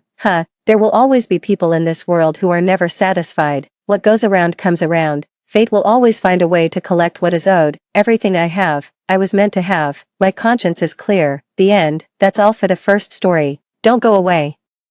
The next one is even more exciting. Mom is a strategy guide character. After she completed her mission, she left this world, leaving me with 4 fathers. The first father is a CEO whose wealth rivals that of a nation. The second father is a household name movie star. The third father is a master physician, and the fourth holds a position of immense power. For 16 years, my 4 fathers doted on me, granting my every wish, that is, until 3 years ago, when Wenya, the daughter of their long-lost first love, returned. From that day on, my 4 fathers chose to believe only her, and never me. She claimed I called her filthier than a dog and was unworthy of the house, so my fathers made me eat dog food and sleep in the kennel. She told them I was leading a group of students to bully her at school, so my fathers pulled me out of school and hired 3 thugs to beat me at home for 3 months. After Wenya accused me of pushing her yet again, my fathers locked me in a dog cage without food for 3 days and nights to teach me a lesson. Just as I was on the verge of starving to death, I heard my mother's voice. Nan Nan,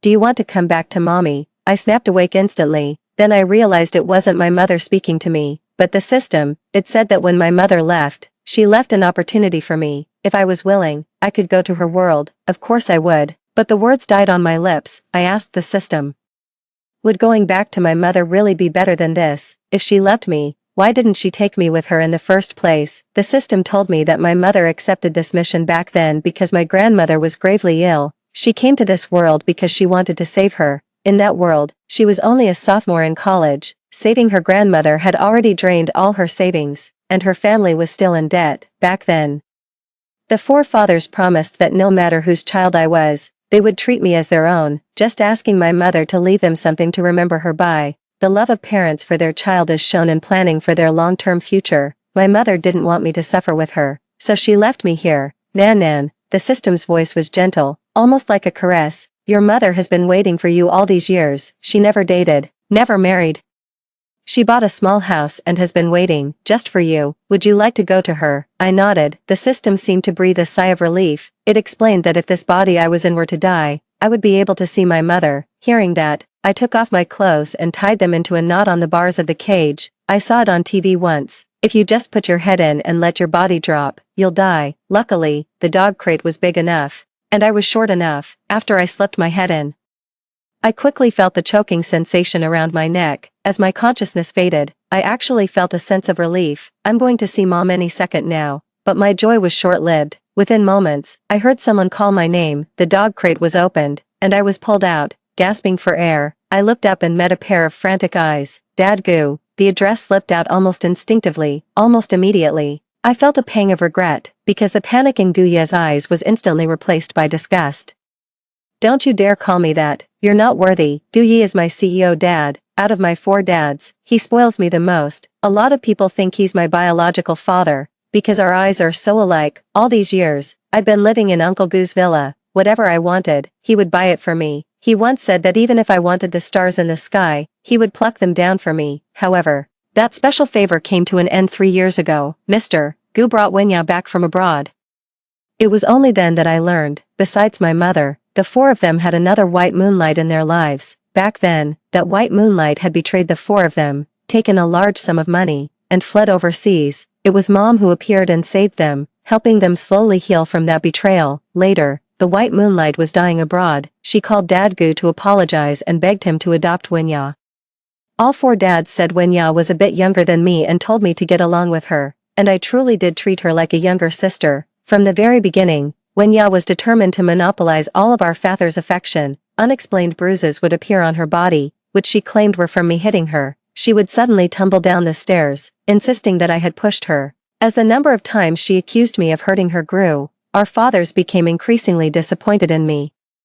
It all started when Wenya was cornered in an alley and assaulted by a dozen thugs. After those thugs were caught, they all claimed I was the one who put them up to it. I had no way to defend myself. From that day on, I became the villain in this family. My 4 fathers forbade me from calling them dad. I was moved from the princess room to a dog cage. All the servants called me a murderer. Beatings, curses, and starvation became my daily routine. At that thought, I quickly bowed my head and apologized. I'm sorry, Mr. Gu. Mr. Gu. Even so, Mr. Gu Sr. was relentless. Shen Sinan, what are you trying to do? Stage a suicide, just to get our attention? But aren't you being foolish, picking this place for your little act? It stinks so badly here. No one would even find your body if it rotted away. So, he thought I was putting on an act. I didn't argue. Just asked in confusion, Mr. Gu, what are you doing here? I thought you were obsessed with cleanliness. Mr. Gu frowned. This is my house. I go where I please. I came to warn you. Today is Xiaoya's birthday. Don't cause any trouble for her. At the very least, you can't die here. I nodded obediently. So, he saved me because he didn't want my death in the villa to ruin Wenya's day. Fine, I'll just go die somewhere else then. 2. After Mr. Gu left the kennel, I also left the Gu family villa. I bought a bottle of pesticide and went to the place where my mother used to live. I lay in bed holding a photo of my mother. Just as I raised the pesticide to drink it, I stopped. If I died like this and was found, I would surely cause trouble for the police. So I wrote a suicide note, telling everyone it was my own doing. The pesticide tasted bitter, burning like fire from my tongue all the way down to my stomach. I quickly lost consciousness. Mom, I'm coming. I don't know how long it was, but I felt my stomach churning. After throwing up violently, the discomfort jolted me awake. I jolted upright in a surge of wild joy at the sight of an unfamiliar ceiling. The word Mom died on my lips as my eyes met those of Uncle Jiang. Uncle Jiang stood before me in a white lab coat, my suicide note clutched in his hand. His fingertips trembled faintly from the force of his grip. Finally, he flung the letter into my face. Shinsinuo, you've really outdone yourself this time. You've even learned to use death to force us to pay attention to you. If you were going to die, you could have at least done it somewhere else. Why there? Do you have any idea how you've defiled your mother's house? I was left utterly bewildered by Dad Zhang's furious shouting. To be honest, of the 4 fathers, my favorite was always Dr. Dad, Jiang Zhouxing. He is a medical expert, highly skilled in both traditional Chinese and Western medicine. In daily life, he always teaches me medical knowledge, including acupuncture. He is gentle and interesting, and he spends the most time with me. For a time, I believed he was my real father. Even when Wenya first appeared, he didn't pay her the same excessive attention as the other 3 dads did. Instead, he told me, Nan, you are and always will be Dad Zhang's only daughter. No one can ever take your place. That all changed the day Wenya fainted in front of everyone. Dad Jiang pulled a single acupuncture needle from the back of her head. Just as he was asking Wenya what had happened, she suddenly knelt down in front of me. Sis, I was wrong. I didn't tell Dad Jiang about this. He found out on his own. Please, prick me with the needle again. That was the first time I ever saw Dad Jiang lose his temper. He looked at me with utter disappointment and said, Shinsinan, I taught you these skills to save lives, not to take them, no matter what I said. He wouldn't believe me, because aside from him, I was the only one in the family who could have given that injection in that spot. Calm down, third brother. It was only then I noticed that Uncle Gu was also in the hospital room, his face grim. Shen Sinan seems to have had a mental breakdown. She attempted suicide at home once, and then drank pesticide at Shen Yi's place. I suspect, Uncle Jiang cut him off. Eldest brother, are you having a change of heart? Have you forgotten what a good actress she is? She's so obsessed with wealth and status, there's no way she'd willingly leave the four of us. She just knows it's Xiaoya's birthday today and is putting on a show for attention. After hearing him, the confusion on Mr. Gu's face slowly faded. You're right, he said. Just then, both their phones rang simultaneously. They took them out and tapped the screens. Dad Gu, Dad Jiang, when are you coming home? The other two dads are already waiting. It's my coming-of-age ceremony today. If you don't come back soon, I'm going to be upset. A gentle, sweet voice rang out in the room. Smiles spread across both Father's faces simultaneously. They held their phones carefully, sending voice messages to Wenya to comfort her. This scene felt all too familiar. There was a time when they used to comfort me in the same way. It turns out Father is the same man, but his heart has changed. With each repeated call of little princess, my heart sank. And I drifted toward the window. I'm afraid of pain, so I was only considering gentler ways to die, but I couldn't wait any longer. So, right in front of the two of them, I climbed over the windowsill and jumped. Goodbye, two dads. 3. The pain I had imagined never came. I got myself stuck in a tree outside. After I was rescued, Uncle Jiang, his face pale, came up and slapped me. Shen Sinan, when will you ever stop this? Uncle Gu didn't look any happier either. His whole body was trembling.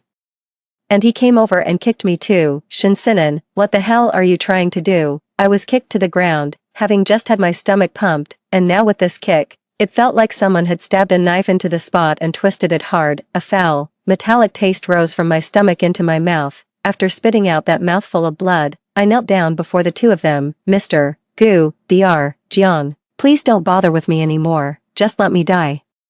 My words left the two of them utterly stunned. Dad Gu frowned. Is this your new tactic, threatening to kill yourself? No, I said, my eyes red. I saw Mom's system. It said if I die, I can go to her. Please, just let me be, let me die. That way, you won't have to worry about me competing with Wenya for your affection anymore, and you won't have to keep me locked up here, always on guard. After Wenya's incident, my fourth dad, Yu Yin, a military man, meted out my punishment. He locked me in a dark room for 5 days and 5 nights. He shone a bright light in my eyes to keep me from sleeping. If I showed any sign of wanting to sleep, he would inject me with adrenaline. After those 5 days, the first thing I did upon getting out was to beg my forefathers to let me go. But they told me they wouldn't let me go. You pulled this off right under our noses. If we let you leave, who knows what you'd do to Xiaoya. Exactly. We promised your mother we'd teach you a proper lesson. You're not going anywhere. It was probably because I mentioned my mother. The tension had visibly drained from their faces, replaced by a familiar, gentle warmth I recognized. Shen Sinan, are you sure you saw your mother's system? When Mr. Gu asked as he helped me up, I told him the truth. It had appeared just this morning, right when I was on the verge of starving. The two of them exchanged a look. Uncle Jiang said to me, Shen Sinan, you might not know this, but when your mother left, she mentioned that her system would vanish once the mission was complete. So, what you're experiencing might just be a hallucination. I shook my head. No, that's not it. It really is my mother's system. Dr. Jiang, please, just leave me be. Let me die. The word die made Uncle Jiang's face turn even more ashen. He held back once, then again, but finally couldn't contain himself. Whether this is a hallucination or not isn't for you to decide. We're taking you to see a psychiatrist. With that, he patted my head just like before. His expression was odd. It's been 3 years. We've discussed it. As long as you promise to stay away from Xiaoya, we won't punish you any further. Before he could finish his sentence, second dad and fourth dad appeared before us. Big brother, third brother, have you seen Yaya? Father Gu and Father Jiang were stunned. Wasn't Yaya just with you guys? Second Father Qin Xiao was frantic. She took a call and then vanished. She said a classmate wanted to give her a gift, so she went out to get it. Don't tell me. The faces of all 4 fathers fell at the same time. They remembered that 3 years ago, on Wenya's birthday, a classmate had called and asked her to go out. Then she was accosted by a group of thugs. They all turned to look at me in unison. The moment their eyes met mine, a shiver of fear ran through me. Without a word being spoken, I understood. No, it wasn't me. How can you say it wasn't you, Mr. Gu roared in fury, grabbing my collar like a madman. Shen Sinan, no wonder you kept talking about wanting to die today. It was all a distraction. What have you done with Xiaoya? Where is she? I shook my head. Nothing. I really didn't do anything. But there was no way an enraged Mr. Gu would ever listen to me. Shin Sinan, you still show no remorse. You want to die. Is that it? Fine, I'll grant your wish today. He raised his fist, ready to strike me. At the critical moment, fourth uncle stepped forward, grabbing his arm, and cautioned, not here, big brother. Too many people are watching. Uncle Gu withdrew his hand, shot me a sharp look, and said in a low voice, take her home. The atmosphere in the car was heavy. The fathers were all on their phones, trying to find Wenya. I huddled in the corner, trembling. I could feel it in the air. A storm was coming. The moment the car stopped, they dragged me out. When I saw the house before me, I completely lost it. It was the place I used to call home. A primal fear brought me to my knees. I really don't know where Wenya is. I pleaded, please, just let me go. Father Jiang yanked my head up, his voice icy. Didn't you want to die? After all these years as father and daughter, let us see you off. My entire body was trembling. I did want to die, but I'm scared of the pain. But I'm here now. They're not going to let me go. They dragged me inside the house. A dozen or so burly men were already waiting inside. Fourth father threw me to the ground, his brow furrowed in bitter disappointment as he instructed, teach her a proper lesson. Countless hands reached out. I felt someone gripping my limbs, and another driving nails into my flesh. My entire body was racked with pain. I was screaming for help in a panic. I kept shouting Dad, over and over. Just as the men were about to get serious, Jiang Zhouheng couldn't bear to watch and called for them to stop. He stepped forward and said to me, Shin Sinan, just tell us where you've taken Yaya, and for your mother's sake, we can let you go. I sobbed, I don't know, I really don't know, I didn't do this. Jiang Zhouheng still wanted to say something. Father, you stepped forward and grabbed him. Third brother, don't you know what she's like? She won't admit to anything unless we get serious. All these years, has she ever admitted to bullying Yaya? A strange light flickered in Jiang Zhousheng's eyes. In the end, I just waved my hand. Do it. With those words, my fate was sealed. As the pain intensified, I stopped crying out. In my days, I thought I saw my mother's face. Go ahead and fight. You guys go ahead and fight. I'm really going to see Mom. The four dads were still on the phone nonstop. Finally, a familiar number lit up Mr. Gu's phone screen. Xiaoya, where are you? Wenya's voice came through the room. Uncle Gu, I'm out having dinner with some classmates. Why have you all been calling me so much? The four of them were stunned into silence. You weren't kidnapped. Wenya laughed. What are you talking about? Why would I be kidnapped? Anyway, I can't talk now. I'm heading home. At the same time, the butler's call came through. He said he had picked up Wenya. They breathed a sigh of relief. Thank goodness. Xiaoya is okay, exclaimed Mr. Jiang. Suddenly, his eyes widened. Shin Sinan, they finally remembered I was there. At that moment, Dad told everyone in the room to back off. They walked over to me, calling my name a few times with no response. Shin Sinan, cut the act. We found him. We'll give you the benefit of the doubt this time. Uncle Gu crouched down and nudged me, but I still didn't react. Then he realized I had long since stopped crying out in pain. His heart sank as he reached a hand under my nose. It was just a pity that I was no longer breathing, for, just when I thought I was about to see my mom, the system popped up again, saying there was a slight issue with the program and I might have to wait a bit longer. I nodded. My mom and I have been apart for so many years, a few more days won't matter. And so, in my spirit form, I watched the reactions of these four people. Realizing I had stopped breathing, Gu Ye's legs gave way. And he collapsed to the floor in an instant. He gave me a shake, his voice trembling. Shin Sinan, stop pretending, wake up. His strange behavior caught the attention of the other three fathers. As a doctor, Jiang Zhousheng rushed forward first. He began by pressing 2 fingers against my carotid artery to check for a pulse. In an instant, his face turned ashen. Call 120, now, then, ignoring the stunned onlookers, he tore open my clothes and immediately began performing CPR. Yu Yan was dumbfounded. How could this happen? Is she faking it? Now, only second uncle retained a shred of composure. With a grim expression, he picked up his phone and called for an ambulance. The ambulance arrived with its sirens wailing. By the time I reached the hospital, several highly respected doctors had already been summoned, yet, after 3 full hours of frantic effort, the monitor still showed a flat line. Everyone gave up. Jiang Zhousheng was the only one still pressing down on my chest.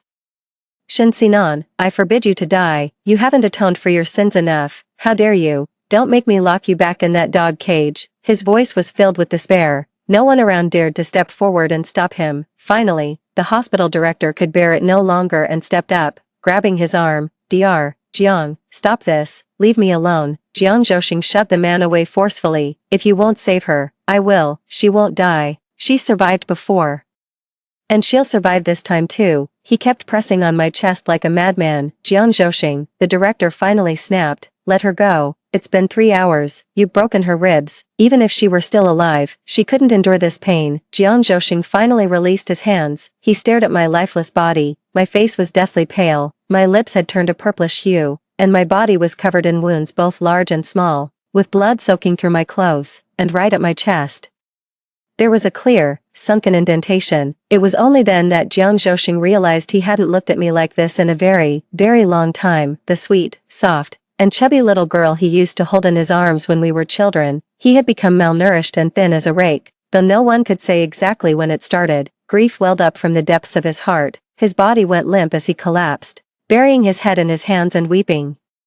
The doctors present didn't know how to console him. They just gave his shoulder a pat and left. Everyone in the resuscitation room began filing out. A few moments later, the door swung open again. The other 3 fathers rushed in, frantic with worry. The second father was the first to speak. "Third brother, how is Shenxining?" Jiang Zhouxing remained silent. The 3 of them also saw that my body on the table had already been covered with a white sheet. What that signified went without saying.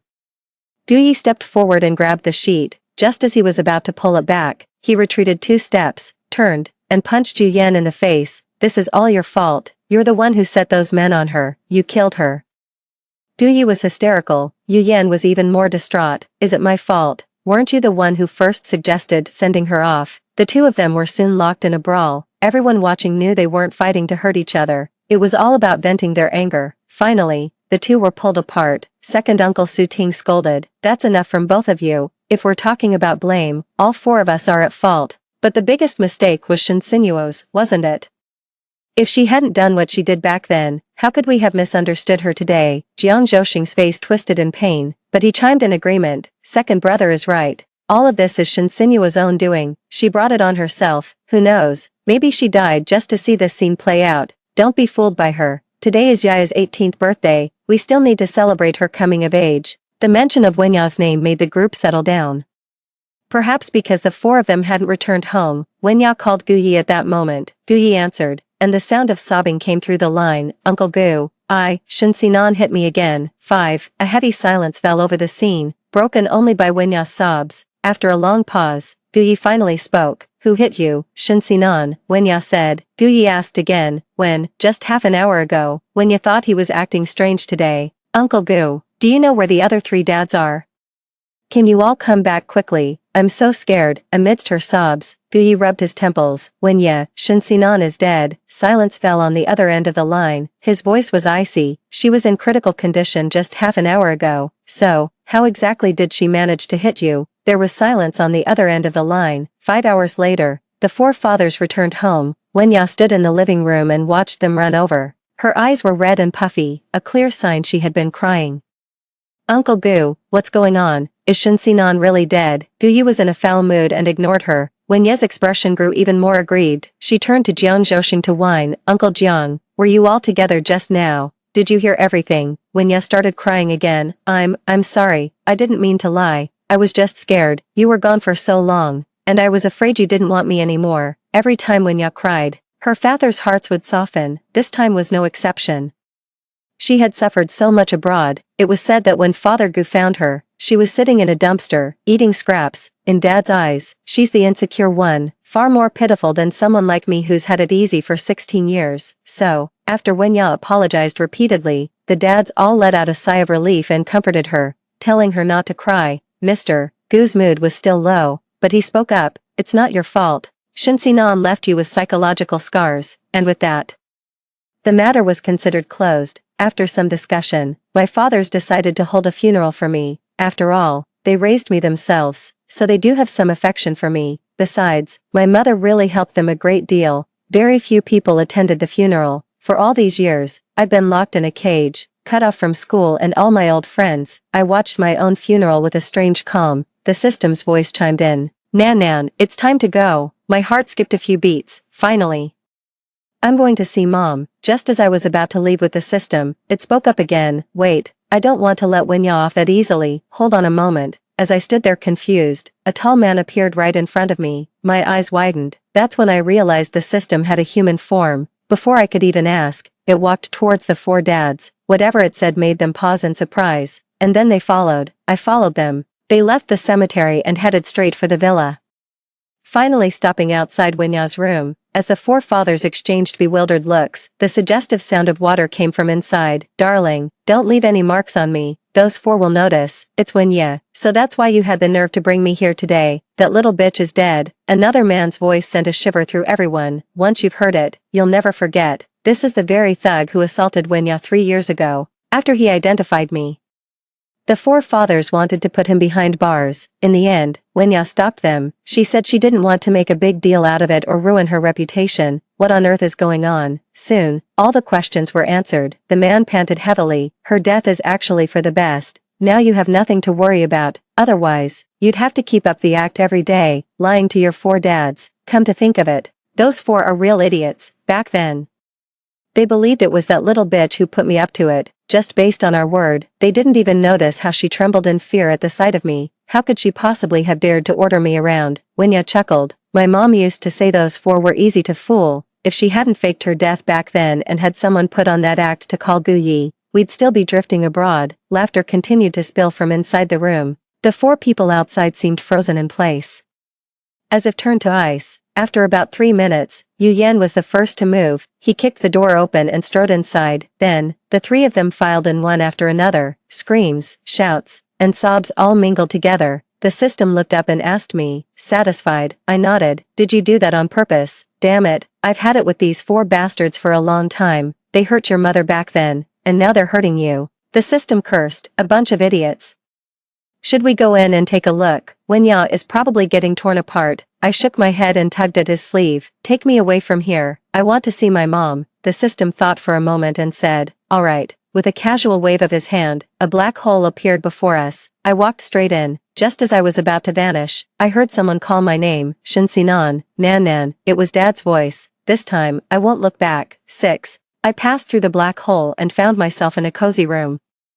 The air was filled with the scent of flowers. I called out for the system a few times, but got no response. Just as I was about to go and investigate, the bedroom door opened and a beautiful woman stepped out. The moment she saw me, she froze. I recognized her at the same instant. My mother, Shani. She was just as beautiful as the person in the photograph. Just as I stood there, lost and unsure, my mother burst into tears. She ran over and hugged me tightly, asking, is it really you, Nan? Is it my Nan? In that instant, tears streamed down my face. That very day, my mother told me the story of what happened back then. Just as the system had told me, she took on the mission for her critically ill grandmother. And it was for her grandmother that she came back. She had been waiting for me all along. Your mother thought, even if you never wanted to come back, I would always keep a room for you. Hearing that, my nose stung with emotion, and I asked, what about Grandma? Grandma is out in the countryside. I'll take you to see her when we have the chance. Grandma recovered very well. After she got better, she went back to the countryside, and after that, Mom stayed in the city to build a life on her own. When she found out I hadn't been to school since I was 16, she pulled some strings and got me into a regular high school. Even though we came from 2 different worlds, the stuff we learned in high school turned out to be exactly the same. I go to school every day. When I get home, my mom has dinner ready, and in the evenings, she always finds different topics to chat with me about. The distance between us gradually closed, and the gap of over a decade slowly began to fill. Just when I thought these peaceful days would last forever, the system, now in human form, came knocking at my door again. That's when I realized the system was a person from this world. He works for a metaverse company,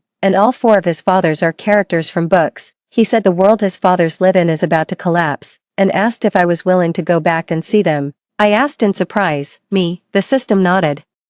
He told me that after learning the truth from 3 years ago, the 4 fathers went mad. They first locked up Winya and that little punk. Winya died the same way I did. The difference was, Winya didn't die that quickly. At the slightest sign she might die, Jiang Zhouheng would revive her with the best medicine, only to resume the torment before she could even catch her breath. The system's voice was flat, but I could still detect a hint of schadenfreude in it.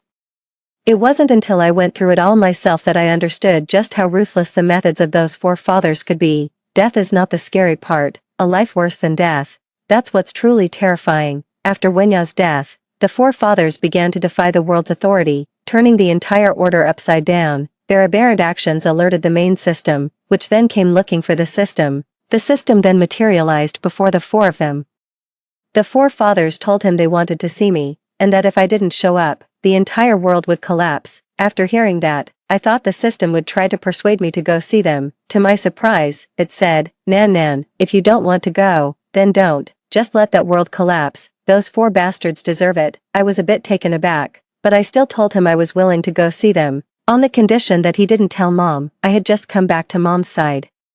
If she found out I was going to see them, she'd probably get the wrong idea. But no sooner had the words left my mouth than the door was flung open. Mom stood there with tears in her eyes. Nan, I'm coming with you. Those four bastards, I entrusted you to them, not so they could mistreat you because of another child. Mom found out about the secret I'd been keeping for so long. But before we went to see my dad's, she told me she'd long suspected I wasn't happy there, because at night, I'd curl up into a ball in my sleep and even talk in my dreams, saying, I'm sorry, Dads, I won't do it again. She just never brought it up, afraid of stirring up painful memories for me. Arranged by the system, we soon met with the forefathers. Before I even pushed the villa door open, I could smell the scent of smoke and alcohol in the air. The forefathers were sitting on the sofa, their faces etched with grief. As the door opened, all four of them turned to look. Nan.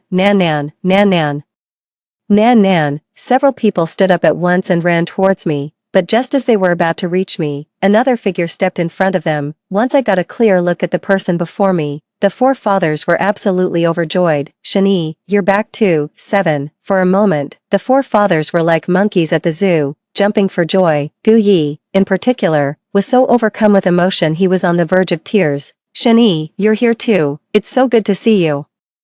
I never thought I'd get to see you again in this lifetime. This is wonderful. Jiang Zhouxing strode forward, his arms outstretched as if to embrace my mother and me. You've both come back. Now that you're here, you mustn't leave again. We've missed you so much. But just as his hands reached for us, my mother didn't hesitate. She slapped him across the face. Jiang Zhouxing, just how have you been looking after my child? A sudden hush fell over the scene. Gu Yi stepped forward as well.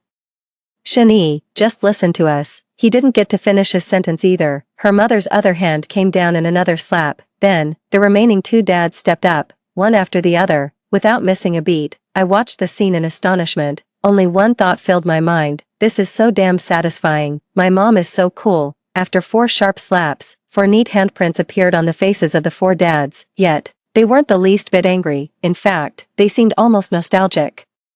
Yu Yan even offered his other cheek, saying, Shani, this side deserves a slap too. My mom, of course, gave in to them. After the fight, the atmosphere suddenly turned very strange. 4 grown men gathered around my mom to apologize. Shani, you have every right to be angry. We were wrong about Nanan's situation. We shouldn't have brought Wenya back. But we never imagined Wenya was like that. She's already dealt with us. No one will ever bully Nan again. You and Nan should come home. We miss you so much. They all chimed in, promising Mom they'd taken care of. One by one, everyone in this world who had ever bullied me. Oh, really? Mom's gaze swept across their faces. If you've taken care of everyone, then why are the 4 of you still here? The forefathers were instantly rendered speechless. The mother sneered. Wasn't it you who bullied my daughter all along? Wasn't it you who locked her in a dog cage? Wasn't it the 4 of you who hired people to hurt her? Wasn't it you who drove her to her death? All for the sake of that woman's daughter. The 4 men's faces instantly drained of color. Gu Ye's lips moved slightly. Shani, we were deceived by Wenya too. We genuinely treated Nan as our daughter in the beginning. I truly believe that, ever since I was little, everyone has envied me for having 4 powerful, influential fathers. They spoiled me rotten. Anything I wanted, they would get for me. But in the end, they truly came to hate me. Jiang Zhouxing suddenly turned his gaze to me. He started walking towards me, and I took a frightened step back. Jiang Zhouxing let out a bitter laugh. Nan, you're afraid of me. I'm sorry, Nan. Dad Jiang broke his promise. I said I would protect you, that I would let you be a little princess. But in the end, he suddenly began to cry, stepping forward to grab my hand and slapping it hard against his own face. Hit me, go on, hit your dad. The truth is, I've always been so grateful to have you. We said we were raising you, but really, it was you who kept us company. 8. His words struck a chord with the other 3 fathers. They all turned to apologize to me, recounting past events to prove their love. Father Gu told me, actually, a lot of those things weren't said by us. Making you live in a dog cage, not letting you eat properly, those were all Winya's doing. We only meant to teach you a lesson, we never intended to abuse you." Surrounded by them, I was so frightened that I stumbled back several steps. It was Mom who steadied me and asked, "Nan, what are you thinking? Are you willing to forgive them?" I looked at the four fathers before me, their faces full of hope, and finally shook my head. "No, I will never forgive them." That one short sentence drained all the color from the four fathers' faces. Just as they were about to speak again, a gun suddenly appeared in Mom's hand. Her voice was ice cold. "Well, that simplifies things. Let's just kill them all." My heart skipped a beat at the sight of that gun. Before I could even process what was happening, Mom had already mowed down all four of them with a burst of gunfire. The four fathers seemed just as shocked by Mom's ruthless decisiveness. In their final moments, each face was a mask of utter disbelief. I stared at my mother in shock. She gave me a faint smile. "Don't be afraid, they deserved it." "No, that's not it. Where did you get the gun?" Mom touched her nose. "Before I started pursuing them, I took on another mission, fighting zombies." That explains it. With the four male leads dead, the entire world began to crumble. Mom and I returned to our original world. Mom decided to take me to visit Grandma. The moment we stepped out, we ran into the system, who had been waiting for us. He clung to us like a barnacle, saying the male leads were dead, the world had collapsed, he'd been fired by the main system, and was now homeless, begging the two of us to take him in. Mom refused and told him to get lost. The system whined pitifully. "How can you just use someone and toss them aside? Didn't you say you were willing to?" As if afraid I might hear something I shouldn't, Mom covered his mouth. She dragged him away by the ear to have a whispered conversation, and I had long since noticed the ambiguous tension between the two of them. In the end, Mom let the system come along with us. After we arrived at our destination, the system volunteered to carry the gifts. I finally asked